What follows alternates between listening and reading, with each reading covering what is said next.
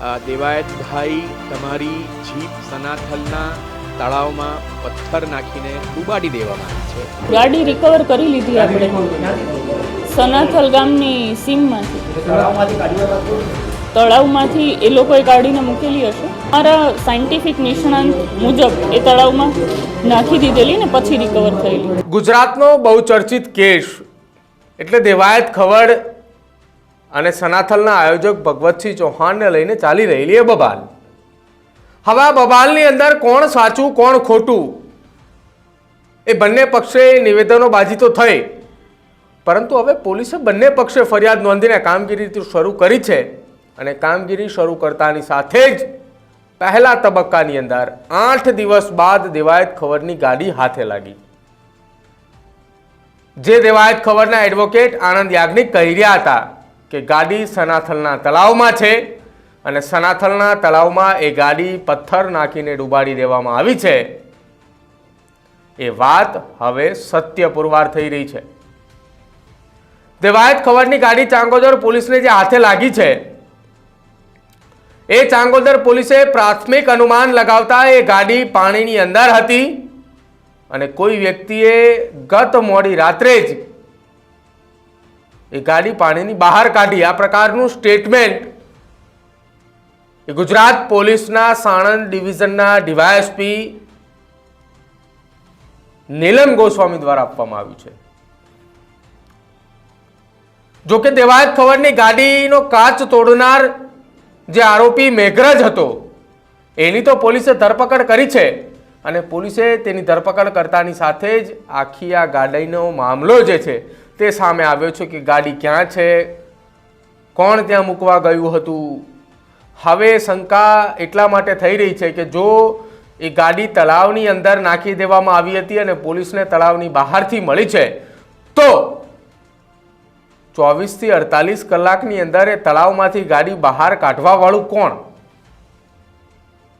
કેમ કે એડવોકેટ આનંદ યાજ્ઞિક કહી રહ્યા હતા કે તળાવની અંદર ગાડી છે એ વાત નક્કી છે, પરંતુ આ વાત એ કોણ કોણ જાણતું હતું કે ગાડી સનાથલના તળાવમાં છે અને સનાથલના તળાવમાંથી ગાડી બહાર કાઢી કોને? આખી આ વાતની અંદર દેવાયત ખવડે ફરિયાદની અંદર લખાવ્યું છે કે એપલ કંપનીનો મોબાઈલ ફોન, 5 લાખ રોકડ રકમ, ચશ્મા અને હાર્મોનિયમ સહિતની વસ્તુઓ ક્યાં? જો કે આ તમામ સવાલો ઉદ્ભવી રહ્યા છે અને આ તમામ સવાલોની વચ્ચે જે દેવાયત ખવડની ગાડી સનાથલના તળાવમાંથી મળી છે એ વાત પહેલા એડવોકેટ આનંદ યાજ્ઞિક કહી રહ્યા છે એ તમે સાંભળો ને ત્યારબાદ ડીવાયએસપી નીલમ ગોસ્વામી જે કહી રહ્યા છે એ તમે સાંભળો. કેમ કે એડવોકેટ આનંદ યાજ્ઞિકે સનાથલના તળાવની અંદર ગાડી હોવાની વાત આજથી 4 દિવસ પહેલા કરી હતી. તો પોલીસે એ જગ્યા ઉપર તપાસ કરી કે ન કરી? કેમ કે પોલીસને ગાડી તો તળાવની બહાર નહીં મળી હતી. શું છે આ બંને નિવેદનો એ પહેલા તમે સાંભળો. સનાથલ ગામમાંથી જ મિત્રો, અજાણ્યા મિત્રો એ બધાએ સંપર્ક કરવાનો શરૂ કર્યો અને એવું કહ્યું કે દેવાયતભાઈ તમારી જીપ સનાથલના તળાવમાં પથ્થર નાખીને ડૂબાડી દેવામાં આવી છે, તો એની તપાસ કરવામાં આવે. આજ સુધીની તપાસ કરતી નથી. ગઈકાલે પીઆઈને ફોન કર્યો, એના પછી કાર છે ક્યાં છે તે શોધવાનો પ્રયત્ન થઈ રહ્યો છે અને હું પીઆઈ ચૌધરીને કહું છું તમે કાર શોધો છો, હું તમારા પોલીસ સ્ટેશનમાં એફઆઈઆર શોધું છું. અત્યાર સુધી તપાસમાં એફએસએલની મદદથી ગાડી રિકવર કરવામાં આવેલી છે અને ગાડીની સાથે હાર્મોનિયમ અને ફોન રિકવર કરવામાં આવેલો છે. ગાડી રિકવર કરી લીધી આપણે સનાથલ ગામની સીમમાંથી. તળાવમાંથી એ લોકોએ કાઢીને મૂકેલી હશે, પણ રિકવર કરી છે આપણે તળાવ પાસેથી. અંદરથી આ પોલીસને જ્યારે મળીને ત્યારે તળાવની બહાર હતી, પણ અમારા સાયન્ટિફિક નિષ્ણાંત મુજબ એ તળાવમાં નાખી દીધેલી ને પછી રિકવર થયેલી. પાણીમાં નાખી રોકડ રકમ નથી મળી. તો આ દેવાયત ખવડનો જે મામલો ચાલી રહ્યો છે એ મામલે એડવોકેટ આનંદ યાજ્ઞિક અને ડીવાયએસપી નીલમ ગોસ્વામીના બંને નિવેદનો છે. આનંદ યાજ્ઞિકનું પહેલેથી જ માનવું હતું અને તેમણે પહેલા જ કહ્યું હતું કે હું ખુદ પોતે ગાડી ગોતવા માટે જઈશ, પરંતુ એડવોકેટ આનંદ યાજ્ઞિક એ સનાથલના તળાવ નજીક એ ગાડી ગોતવા પહોંચે તે પહેલા જ ચાંગોદર પોલીસને સનાથલ ગામની સીમમાંથી અવાવરૂ જગ્યા ઉપરથી દેવાયત ખવરની ગાડી મળી આવી.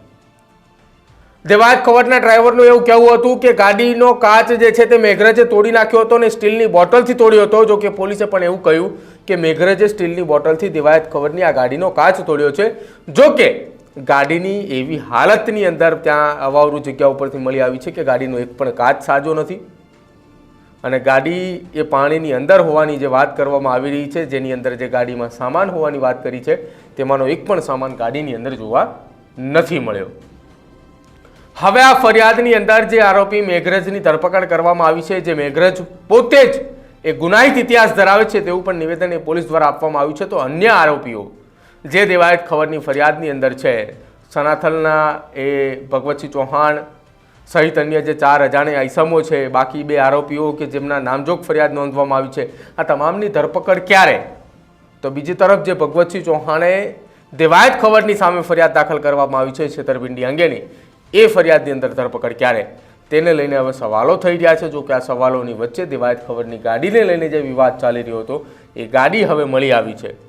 શું હવે રોકડ રકમ એ ભગવતસિંહ ચૌહાણે દેવાયત ખવરને આપી છે તેને લઈને કોઈ ખુલાસો થાય છે કે કેમ, તેના ઉપર હવે નજર રહેશે. તમારું શું માનવું છે અમારા અહેવાલને લઈને તે ખાસ અમારા કમેન્ટ સેક્શનની અંદર જણાવજો. જોતા રહેજો ન્યૂઝરૂમ. નમસ્કાર.